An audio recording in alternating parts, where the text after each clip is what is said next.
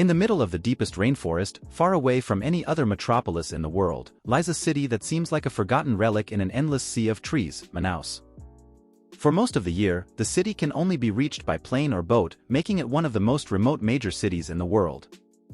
As a result, the capital of the Brazilian state of Amazonia is always on the brink between economic boom and increasing decay.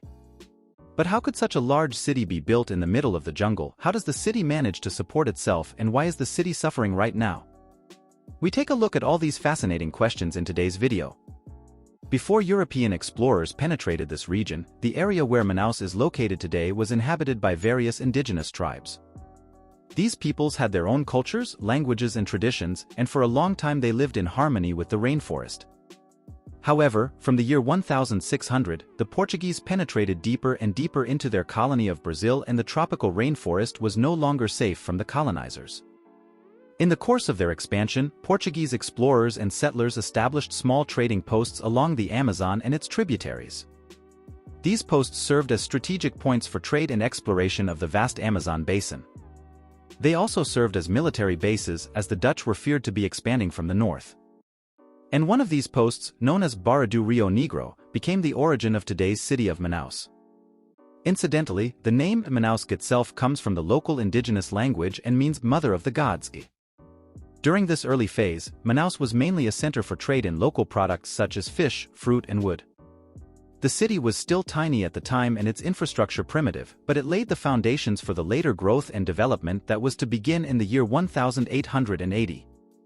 The Portuguese recognized the strategic potential of the location at the confluence of the Rio Negro and the Amazon, two important waterways that were crucial for transport and communication in this largely inaccessible region. And one raw material in particular was to lay the foundation for the rise of Manaus: rubber. This was because the global demand for rubber began to explode in the 1870s. Industrialization had begun in most European countries and the mass processing of rubber began. This was not only needed in the burgeoning automotive industry, but also for the production of hoses, seals, belts, insulating materials and in the shoe industry, for example. And so the Amazon basin, which was extremely rich in rubber trees, quickly became the focus of the global economy. A veritable gold rush began and more traders and businessmen settled in Manaus. Manaus, which was strategically located at the confluence of the Rio Negro and the Amazon, offered the ideal conditions for shipping the raw material from the depths of the rainforest to the coast. As a result, the city experienced unprecedented growth and transformation. Money flowed in abundantly, and with it came a wave of construction and modernization. Magnificent buildings, including the famous Teatro Amazonas, an opera house built with materials and artists from all over Europe, bore witness to this wealth. During this time, the city became known as the Paris of the tropics. But the boom only lasted a few decades. From the 1920s onwards, plantation rubber gained importance in Southeast Asia, mainly in countries such as Malaysia and Indonesia. These plantations were more efficient and profitable than rubber production in the Amazon, which led to a dramatic fall in prices. In addition, logistics were much easier there than in Manaus. And the sudden decline of the rubber trade naturally left deep economic and social scars in the Amazon city.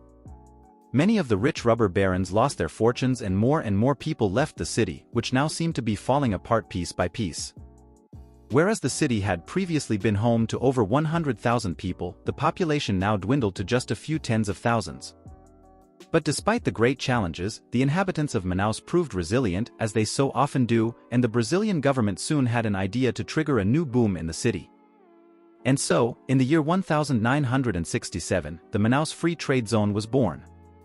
The Free Trade Zone offered tax incentives and lower customs duties, which attracted national and international investors and promoted economic development in the Amazon region.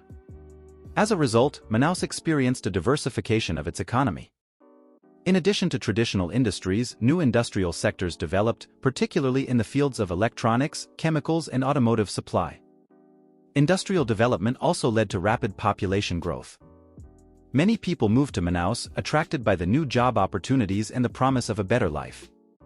This growth led to rapid urbanization and the expansion of the city limits. And the city was able to return to its glorious past. The city improved its infrastructure thanks to the new flow of money. New roads, bridges and public facilities were built and municipal services were expanded. These developments significantly improved the quality of life in Manaus and supported further economic growth. And new magnificent buildings were also built. But how is it even possible to maintain this city? As a reminder, it is one of the most isolated cities in the world, and the two nearest major cities, Belém and Bogotá, are over 1,000 kilometers away. Let's start with the road infrastructure, which in reality hardly plays a role. Although there are some smaller roads that run from the coast towards Manaus, these are flooded most of the year or blocked by the dense jungle. In addition, there is still no existing bridge over the Amazon. As a result, almost the entire supply is concentrated on the Amazon and its tributaries, which are virtually used as water highways.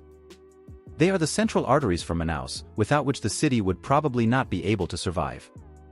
Many goods, including food and building materials, are transported into the city exclusively by boat. There is also an airport, although this is used for passenger rather than freight transportation. Nevertheless, it is of course extremely expensive and challenging to transport goods over such long distances via the rivers, which is why Manaus is becoming increasingly self-sufficient.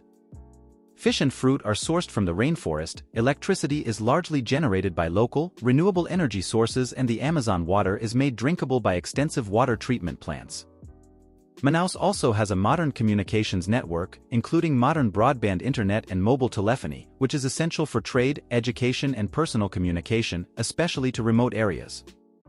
However, the city also faces numerous problems today, first and foremost the consequences of climate change. Drastic changes in rainfall patterns and rising temperatures are making living conditions in the city even more difficult. The consequences are unusually long periods of drought or extremely heavy rainfall. Only recently, Brazil was hit by an extreme heatwave, with perceived temperatures of over 58 degrees, and the longer and more intense these phases are, the higher the risk of forest fires. And the extreme weather conditions also affect crop yields and food security in Manaus. Another major challenge is maintaining the infrastructure, which is very vulnerable due to the climate there. The humid tropical climate with frequent rainfall and flooding causes building materials to wear out much more quickly. However, there is also a positive outlook for the future. The local government is investing heavily in sustainable infrastructure, improving disaster prevention, and promoting environmental awareness among the population. As a result, Manaus has developed into a mecca for ecotourism. This not only teaches tourists about sustainability and environmental protection, but also boosts the local economy. A large number of eco-lodges and sustainable accommodations have sprung up in the region with the aim of minimizing the ecological footprint and respecting the local culture and environment. However, the city attracted particular attention during the World Cup in 2014. Due to its location in the heart of the rainforest and the extreme climate, this was probably the most exotic excavation site of the entire tournament. The Amazonia Arena Stadium in Manaus was built especially for the World Cup. And for the German fans in particular, a real spectacle took place there, namely the 4-0 win over Portugal in the group stage.